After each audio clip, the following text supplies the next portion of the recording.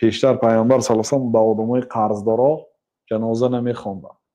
بعدتر وقتی که دولت بیت المال پولش کلان شد گفتن که کسی اگر قرضدار باشد قرضش بر ذمه من است. انا اولا بالمؤمنین من انفسهم، من برای مؤمن ها از جانشان دیده اولاتر هستم. کدام مسلمانی که وفات کند و قرضدار ماند قرضش بر ذمه من است و کدام مسلمانی که از خودش پول و مال ترک کرده رود اون پول و مال برای میراث خورانش است، برای من است نگفتن.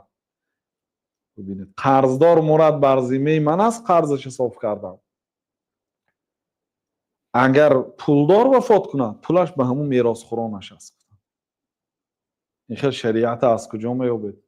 در زیر همین حدیث علما مانند شوکانی گفتند که این واجب دلالت میکند که این حدیث باید سلطان پادشاهی مسلمانو کدام آدمی که از دنیا قرضدار مراد قرضش حساب کند روز جنازش تا اینکه به نزد الله تعالی بی قرض رود.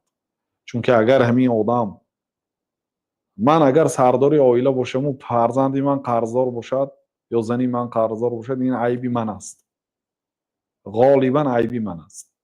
اگر من سرداری دولت باشم و خلق اگر قرضدار به نزد الله باشه این عیبی من است، فردا الله تعالی من نمیپرسه.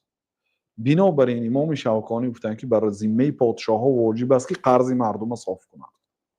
این شریعت از کجا میاد؟ بله برادران،